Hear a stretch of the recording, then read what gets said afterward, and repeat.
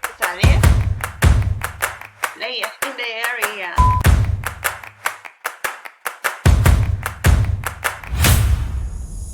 Join the generation revolutionary clan.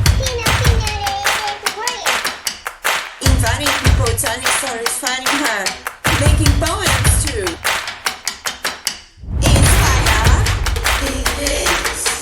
Inspire, it is. Andrea, this is the KLA. Andrea, this is the KLA.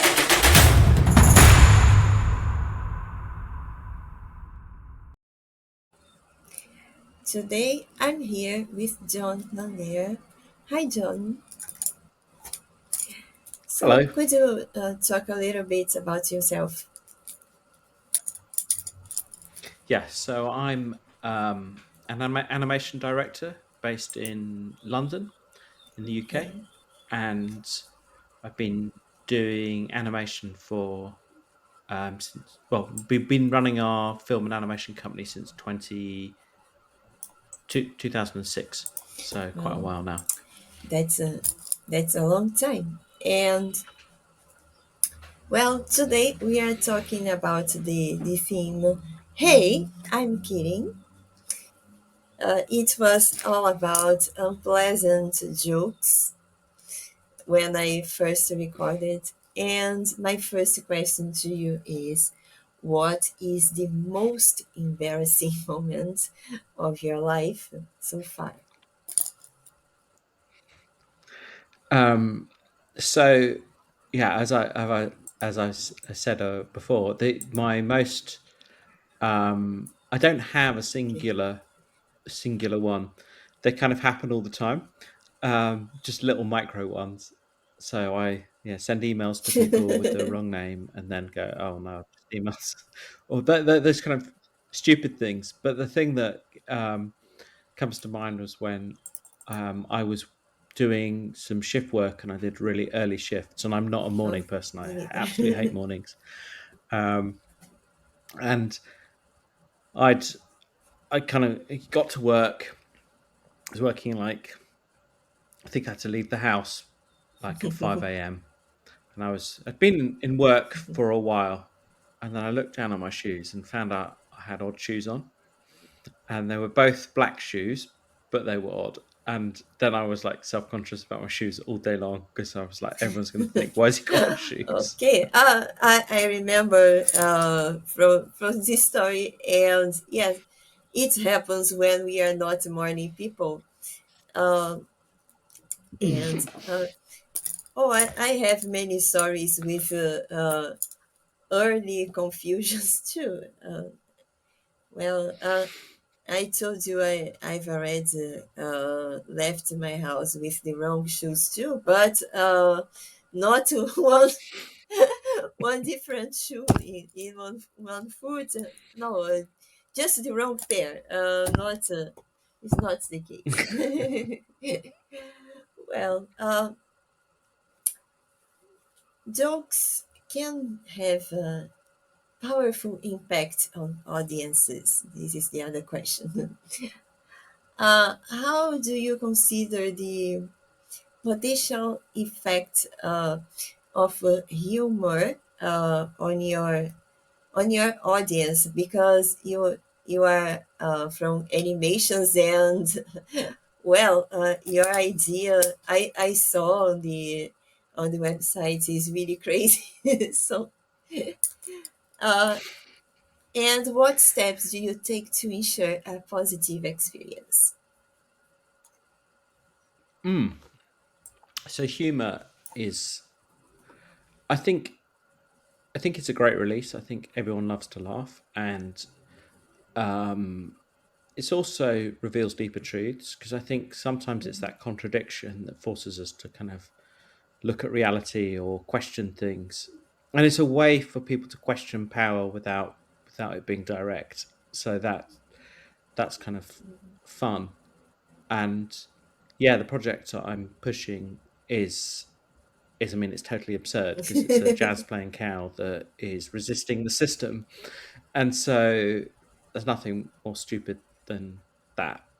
But then hopefully that brings joy to people and people have a good laugh, and we Oh, for need that, sure. right? um, It's better to laugh than to cry. yes. And what was the? I've forgotten the second half of the question. How it brings a positive experience to the audience.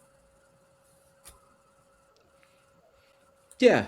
So I think that people do want to, at the end of the day, they've worked hard. They want to put their feet up, enjoy laughing at something, and not.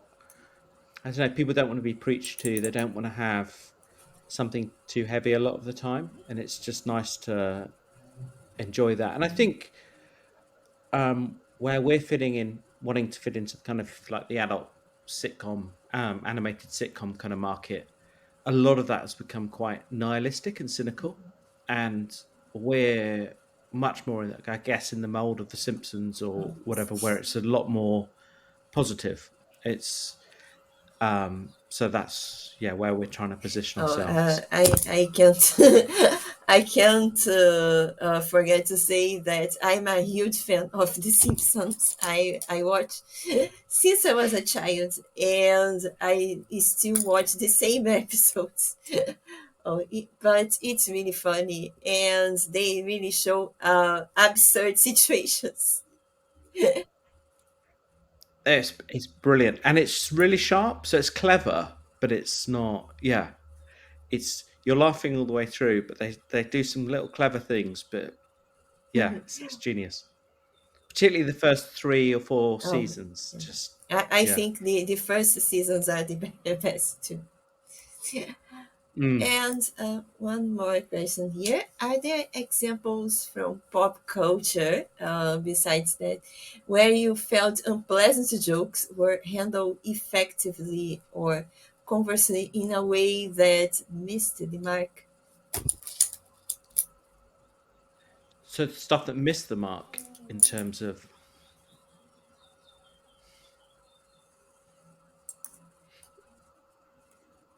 I mean, there's things I don't like, but whether that says it misses the mark is a little bit different because, like, I kind of find someone like Sacha Mhm. Baron Cohen. Oh, I find him just really crude and just not hmm, very clever. But whether you say misses the mark, I mean, the guy's made a fortune about by being kind of unpleasant. So um, there are people that love it. He's the first person that comes to mind because I just think he's like the kind yeah. of. But yeah, I'm a bit too reluctant, I think, to kind of attack anyone too much, really. No, Um, sometimes I think he misses the mark for you.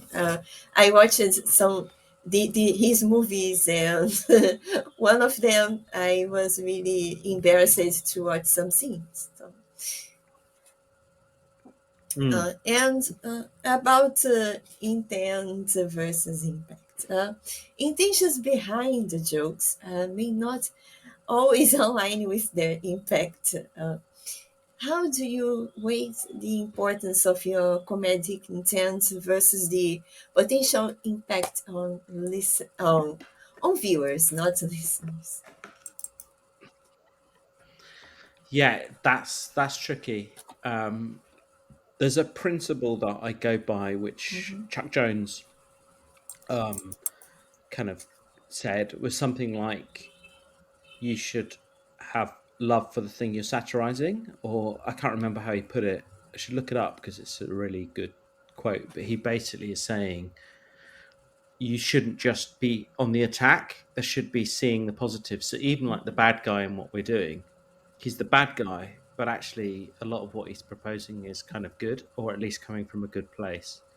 So I think that's I think and but you can't be held responsible for how people understand things if it's not meant that way.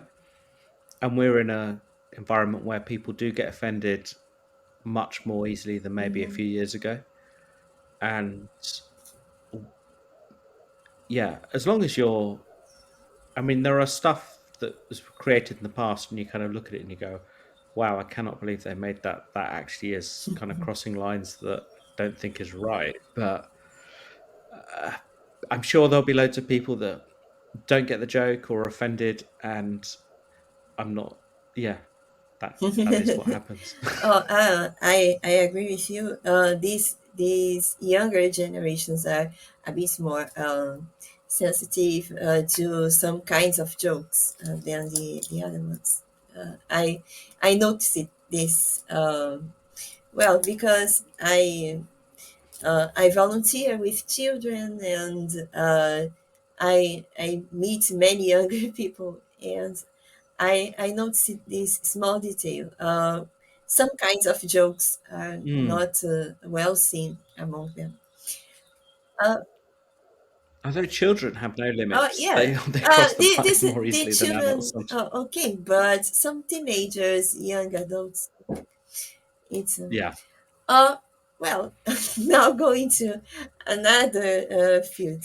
What inspires you to do what you do, or keep doing what you're doing? I think um, I feel like storytelling is kind of the way I've been. I love storytelling, so that's kind of almost hardwired in. So I love to do that, and I keep doing that. This thing about animation is you can have a drawing, and has a little bit of life, but the idea of fully bringing it to life and seeing things come alive, that's never gets boring. It's kind of fun that you just see yeah, you see this thing that you've drawn now moving and breathing and thinking, and um, that would probably be the thing that comes to mind. I completely agree, and it comes to my heart too, because yeah, I never feel bored. Sometimes I feel tired, stressed, but never bored with what I do. It's really great to draw, to create some situations, or even to bring some words to the paper and tell a story with pictures. To me, is the best part. And it's kind of you feel like you're made to do it, right? You Yeah, can't not do it. and well, this is the question I do to every people who comes here. Who are the most influential people or person in your life?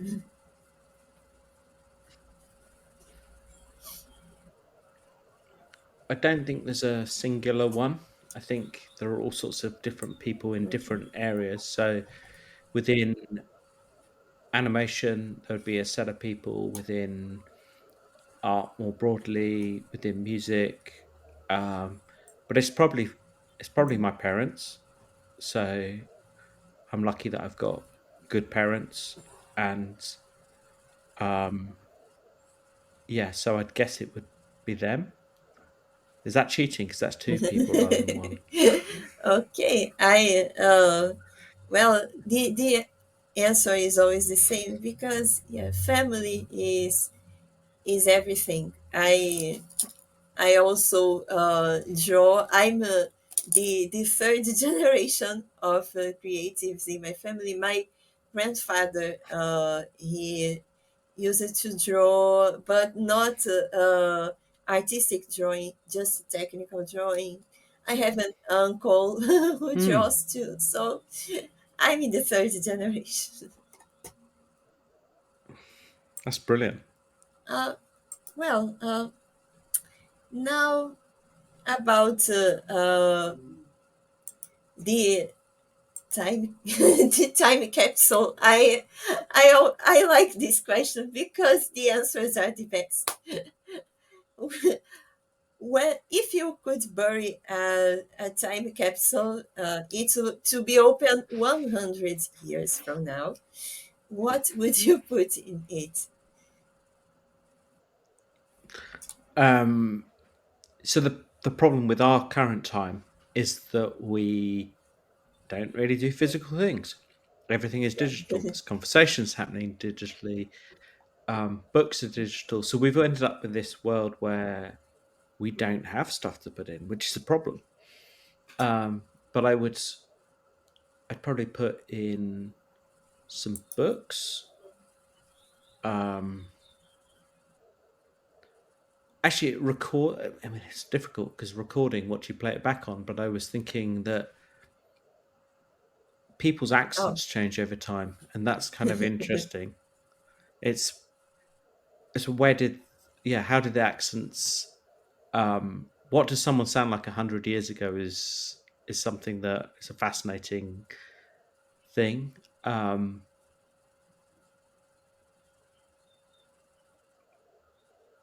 And music recordings would be good, but again, it's all very digital today. So artwork, physical artwork, I guess. oh, I it don't would know. be great to put some artwork. I mean, to put some landscapes. Oh, to people would see how world looked like 100 Hmm. years ago. Yeah, it's a great idea. And uh, what advice would you give to your younger self if you have one?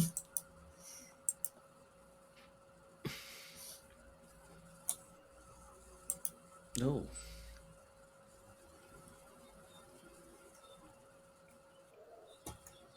uh, I would. I'd advise. So during my life, I've been pretty good at making contacts. I'm not so good at staying in touch with people, and I would probably advise to continue keep those contacts and probably build up a mailing list. So, I mean, I'd like that at the moment. If I'd accumulated that in the past, that would have been good. Um, I probably would have given myself a stack of books to read because there are things that I'm I missed out in my studying that I and books that I could have learnt from but didn't know they existed. So um, some of the books on storytelling that I just didn't know were around. Um, Okay. yeah. Well, continue on this theme. I would just for curiosity about me, I would say to my younger self, nothing you are planning will come true, and that's okay. Yes. Yes. Yes. You're absolutely right. uh, and if your life was a movie, what would its title be, and who would play you in the film adaptation? Oh, it can be an animation too. It will be fun. So what would be the style?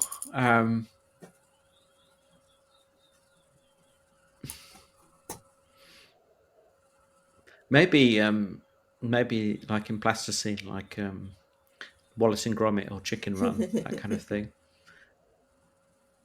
Um,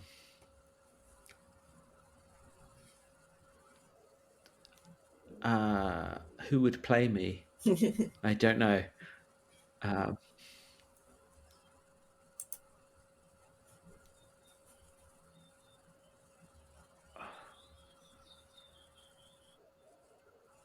I've got no idea. My mind's gone blank. Okay. You ask these questions that stretch me and make me kind of think. Oh, well, in my case, I have no idea on who would blame me to, and because I sometimes I started last year write some small comics about my past experience, my worst experiences in life, and I'm always the narrator, so I have no idea of who would play me. That's tricky. Uh, Well, now I'll ask a really crazy question. Imagine a world where plants could express themselves verbally. What do you think they would say? Plants. Well, they actually do communicate. So there's a book I bought my dad for Christmas, and about how trees communicate with one another, and I was interested in that because I'd seen a video on YouTube about how plants communicate. So they do actually communicate, um, but I think that they're just kind of saying, I don't know what they're. I think it's more like knowing where the limits of things are, so they don't grow in the wrong Okay. place and that kind of stuff. Um, but if they were conscious, which I assume they're not, um, they'd probably be like the Ents in Lord of the Rings. That they would feel old and they would have seen things before. I mean, you've got very old trees in your country, Yeah. older than the trees that we've got here, so they would have seen an awful lot. Oh, for sure. I'm not a good person to tell about plants because I don't have a green finger, and I think they would make a revenge against me. Oh, why did you kill me? Oh, I wouldn't like to see plants speaking. And what? Well, have you seen Invisible City? Oh, I think in Portuguese it's called Citadel. It's about people chopping down the rainforest, and then these kind of entities that are kind of protectors of the rainforest kind of Okay. fighting back. It's on Netflix. It's a Brazilian series. Um, it's quite good, Oh, but they kind of act on behalf oh, of the that's rainforest. great. Um, Well, there are many good Brazilian productions nowadays. mm, I like them. yeah, I recommend. It's called Invisible City in English, but something Citadel, but I don't know then. Okay. Well, and again on the same field. If you could communicate with one species of animal, oh, this one I know who would. Which one would it be, and what would you talk about?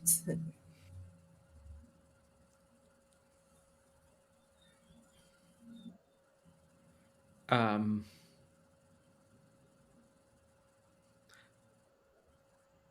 Maybe an octopus. Oh, okay.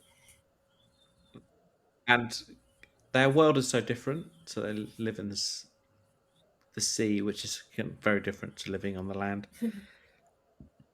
So yeah, I don't know. Maybe there's not going to be enough in common to have a conversation. I don't Oh, know.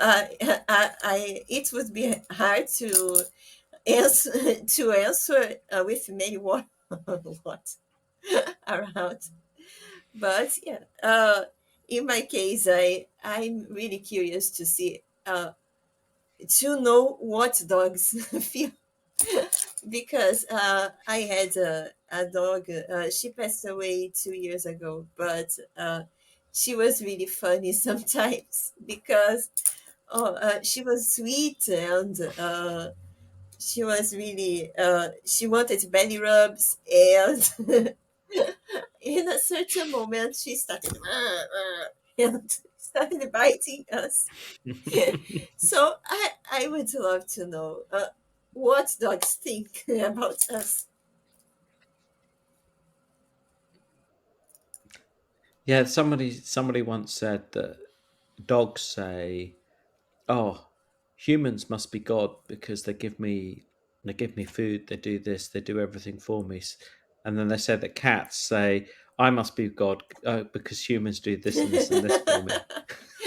Oh, that's perfect. I think, yeah, I think dogs think we are gods, especially when we travel or we go. Oh, sometimes we go to a really nearby place, and when we return, they do a party.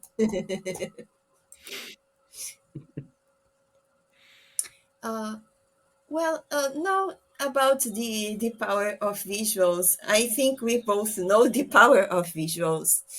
Uh, well, how how do you incorporate the visual elements in your life? If we do this incorporation, well,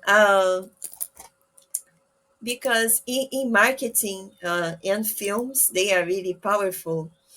And how Mm. do you think they are powerful in your personal lives? If you have an example.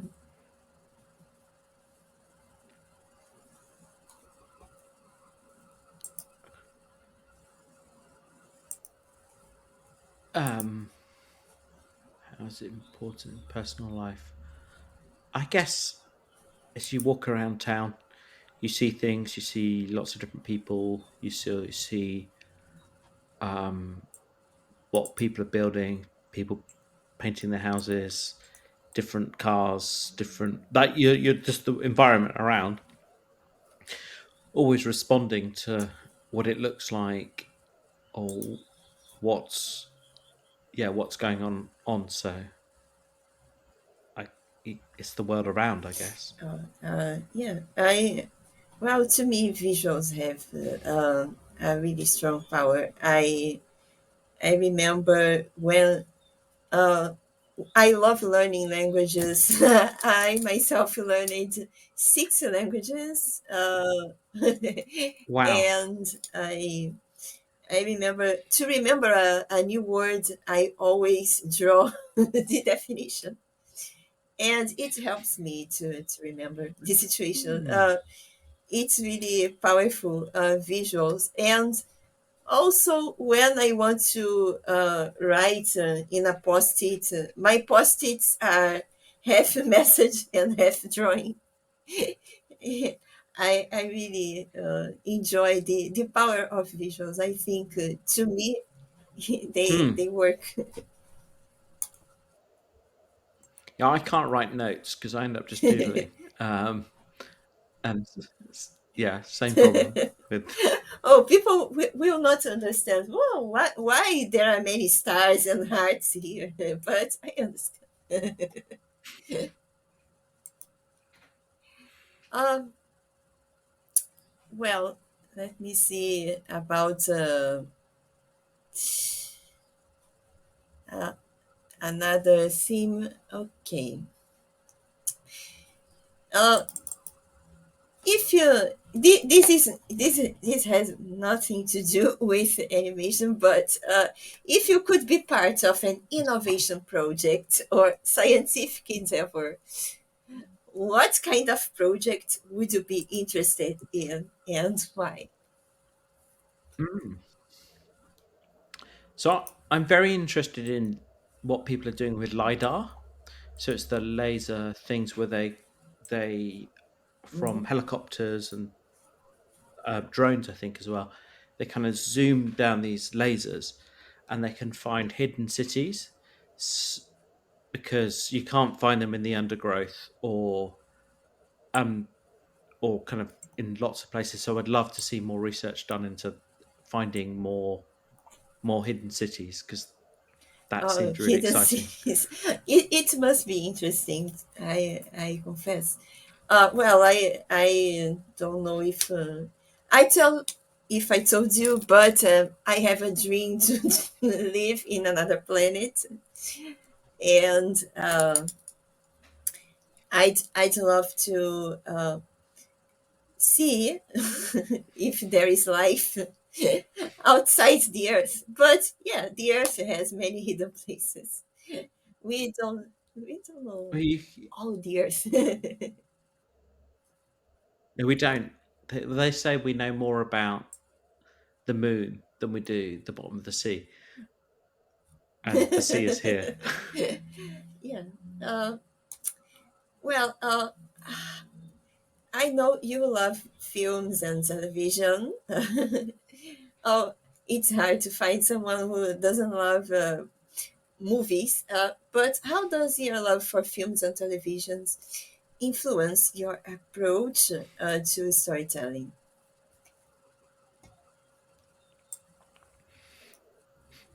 I think all good storytelling um, has to fit within. It does fit within structures. It's not a kind of. It's not random because it's not a story if it's random. And I think the more stories that you see, the more that you are shaped by that. I think it's the same with literature as well. The and so you subconsciously are learning more about the form. And I often will watch something and then reflect back and go, that really moved me. Why did that move me? What was the thing that was the catalyst for that? Um, yeah, that's probably the thing that comes to mind. Well, it is the thing that comes to mind. It's not probably the thing. It is the thing that came to mind. Oh, uh, totally. Well, movies they have depending on the time. In my case, depending on the time they were filmed, they have total influence in my life. I There was a time I used to watch only black and white movies. I really like from the silent ones to the classic Hollywood. I don't know their magic, but I really love to watch. And the storytelling sometimes is so good that I get some elements, even some past episodes. I got some elements from old movies. It's interesting. Mm, they're brilliant.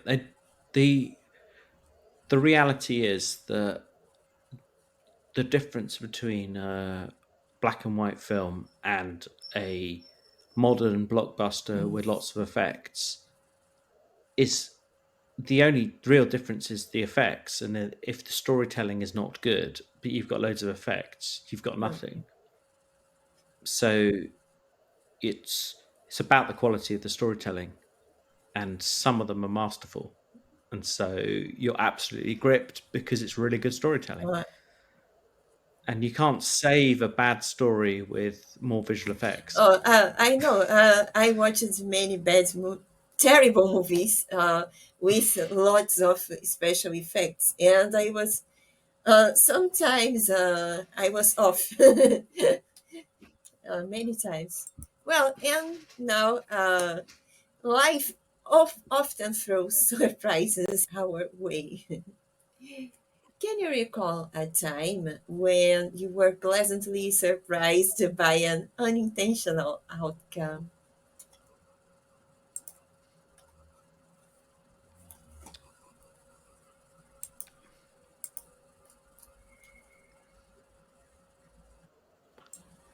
Uh, Probably more positive today than I was. So Oh. yesterday, I was on. Um, I was on a.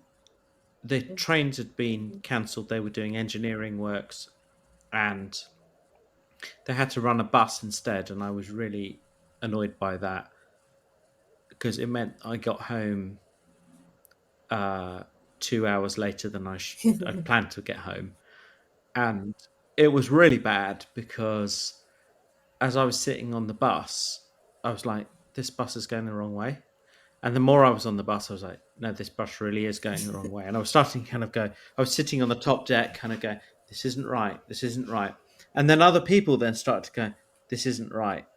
And then I saw the bus driver stopped, and he asked another driver directions. And then we went, and then we got lost again. And then it's like, eventually everyone on the top deck is telling me to go down and give him directions because I seem to know where I am more than the others, which, well, I'm not great with directions. But so I started directing him, and it's mostly a lot better, although it's a double decker bus, and they had a bridge, and it's like you can't go the route you would in the car. So it I had to do one wrong turning along the way, but we got there, and the whole thing was really really annoying. But then when I came home and was telling my wife about it, the story was so funny. It was like it was good to have gone through such an annoying night that made me really tired today, because we ended up with this really funny story and laughing about the ridiculousness of the situation. So that's one from yesterday. That's great. Well, if I could say an unintentional outcome from I would say last week too. I was I don't like to tell it, but I was rejected by a person, and well, I'm talking to another guy, and he seems to be a very very nice person, and I'm feeling happy. So this is it was a pleasant surprise for real. In the beginning of this year, I'm really happy. Hmm, good. I hope that works Thanks. out. So let me see another one. Okay. Back to the fictional world. If you could swap lives with any fictional character for a week, who would it be? Hmm.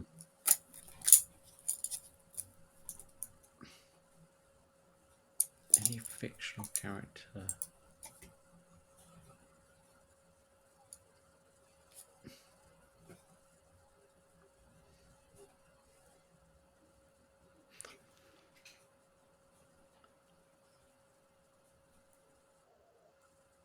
Um, Maybe with Wallace from the Wallace and Gromit movies, because he has quite a simple life and he has all his fun gadgets. It kind of looks like quite a fun life to live. Or maybe the Mr. Incredible from The Okay. Incredibles. Um, Oh, this is one is nice, Mr. Incredible. Oh, well, I'd love to have the power of go to many places at mm, teletransportation. I would love to have this power. So, oh, it'd be so useful. We could do oh, this in for person sure. then. Oh, and can you walk us through your creative process when developing new works? mm. So the first thing I would say is there is no straight line. Nothing goes in a straight line. Oh. So ideas kind of just they kind of miraculously appear. You're just um, you're working really hard to come up with ideas. They don't come, and then they come when you least expect it. Usually, when you're uh, thinking about something else or doing something boring, or so that's the first thing. And then from ideas, and I mean, when I say it comes out of nothing, when it's for clients, you're usually reading their stuff and working out um, what their company does and all of that. So that's obviously kind of input. But then from the stage where you've got ideas, and the refining of it takes ages, because you get from kind of zero to the kind of main Mhm. thing quite quickly, and then the refining it and getting it to actually work takes ages. Lots of scribbling and doodling and playing around until it works.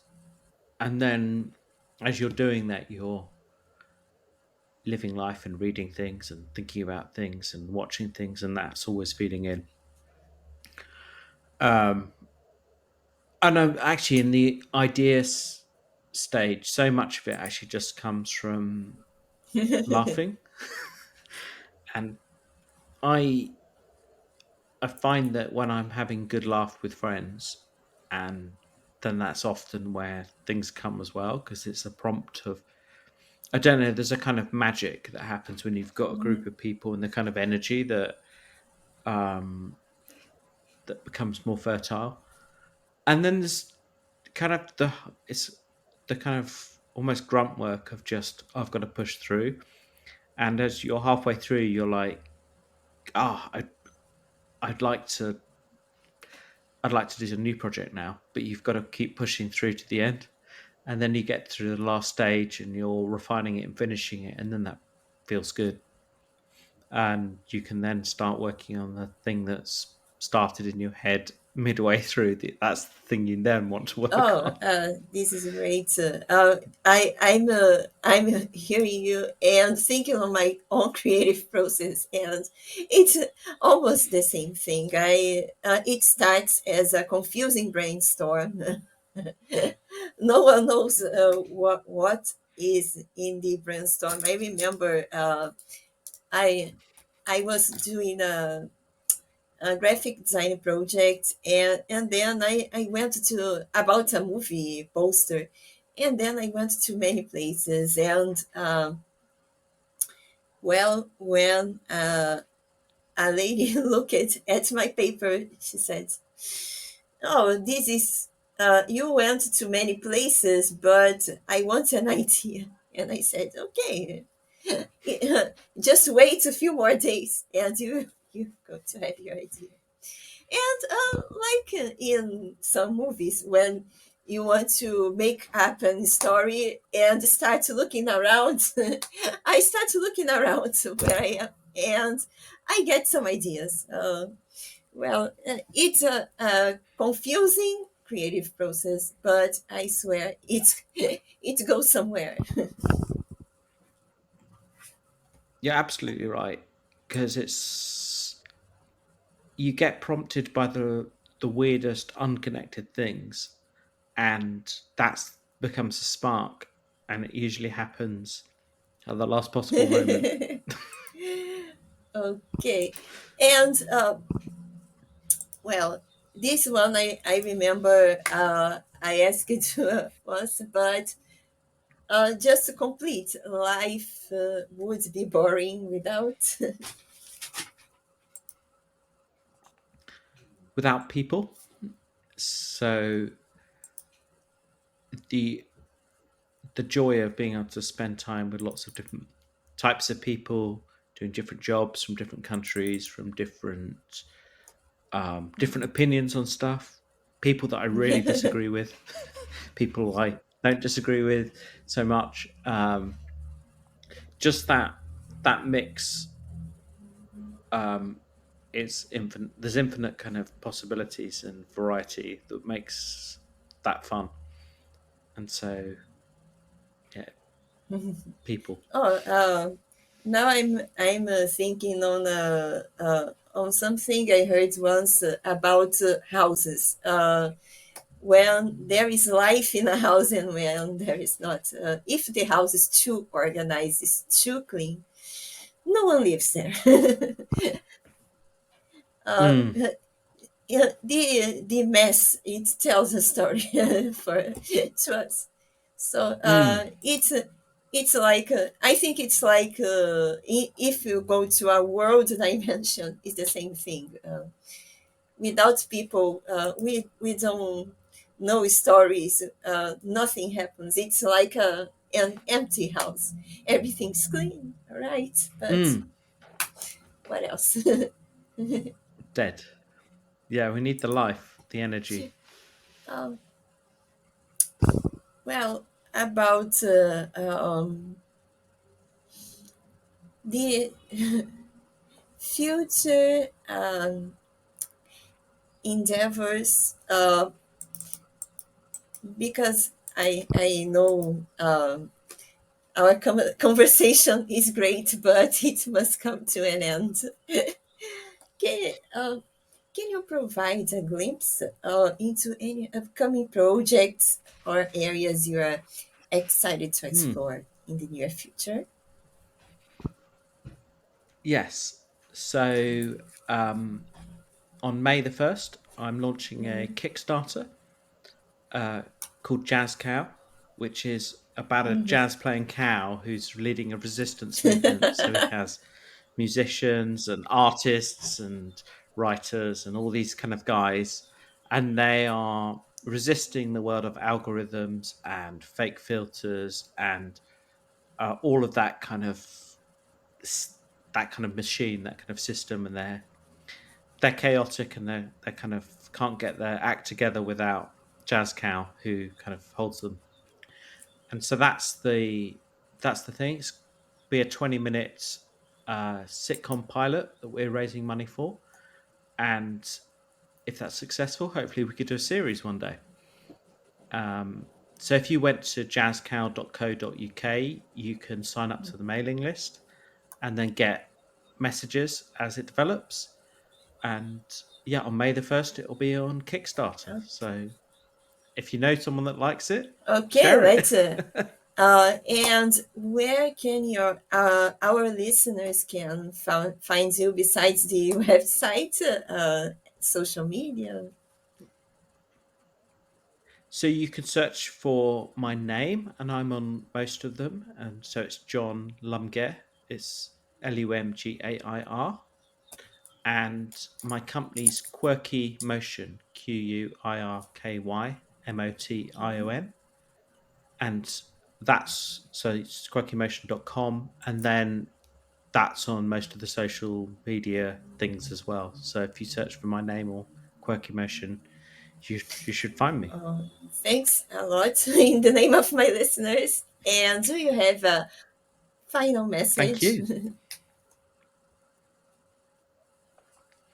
Um, I don't think I do. But thank you so much for the opportunity. It's lovely to talk with you. It's good fun. And you asked the hardest questions, so I'm like,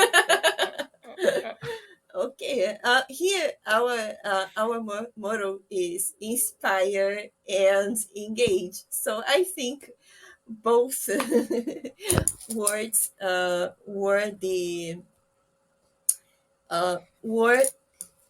tone of our episodes one more time, and it's great. well, thank So, you. like I asked to all my all my invitees, you came twice. So